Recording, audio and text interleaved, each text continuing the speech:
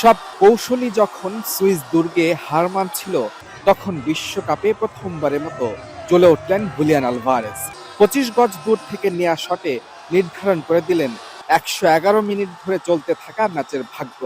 শেষে লাউতারো মার্তিনেজের গোলে ব্যবধান বড় করার সঙ্গে হারানো আত্মবিশ্বাসটাও যেন খুঁজে পেল আর্জেন্টিনা। অবশেষে মেসি নির্ভরতা থেকে কিছুটা হলেও যেন বের হতে পারল বিশ্ব চ্যাম্পিয়নরা, যা দ্বিগুণ করেছে ম্যাচ দেখতে আসা আর্জেন্টাইনদের আনন্দ।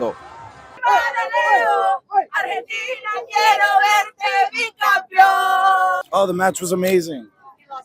I lost my voice, but an incredible game. Amazing match, incredible. The second goal was the best goal of the World Cup. Kansas সিটির এই অ্যারোহেড স্টেডিয়ামে উড়ন্ত জয়ে বিশ্বকাপ শুরু করা আর্জেন্টিনা মুদ্রার উল্টো পিঠ দেখল শেষ 8-এ সুইজারল্যান্ডের বিপক্ষে।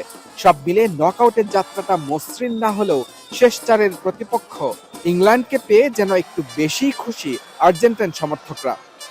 They'll never walk alone. Let's go, McAllister. Bangladesh! Bangladesh! My favorite country. We are so much happy. I think we're gonna see him in the semi-final. Messi একটা কড়া মার্কিং এ ছিল, তাই সেই সুযোগটা আলভারেজ এবং মার্টিনেজ স্কোর করে আর্জেন্টিনাকে সেমিফাইনালে নিয়ে গেছে। ইনশাআল্লাহ ইংল্যান্ডের সাথে জিতবো আমরা। First beginning, it was fun. It's a roller coaster of emotions. We cry, we scream. পুরো ম্যাচে লড়াকু মানসিকতা দেখিয়েও তীরে এসে তরি ডুবেছে সুইজারল্যান্ডের। আর্জেন্টিনাকে প্রথমবারের মতো হারানোর সুযোগ মিসের সঙ্গে রেফারির সিদ্ধান্ত নিয়েও রয়েছে অসন্তোষ। পাশাপাশি ফিফাকেও কাঠগড়ায় দাঁড় করালেন সুইস সমর্থকরা। FIFA puta madre, Caterina Rosso, de nada. The Embolo red card was total BS. It shouldn't have been a red card.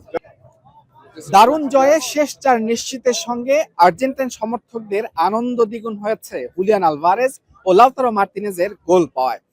শেষ 4-এ ইংল্যান্ড বধে তাদের প্রত্যাশা মেসি নির্ভরতা কমিয়ে জ্বলে উঠবেন এই দুই তারকা। বিপরীতে সুইসদের মনে কিছুটা আক্ষেপ আছে এমবোলোর দ্বিতীয় হলুদ কার্ড দেখে মাঠ ছাড়া নিয়ে। তবে দলের পারফরমেন্স তাদের খুশি করেছে। দিন শেষে পরাজয়ের আক্ষেপ নিয়ে মাঠ ছাড়তে হয়েছে সুইজারল্যান্ড সমর্থকদের। Mujrabin Tarek, Jamuna sports, Kansas City, যুক্তরাষ্ট্র।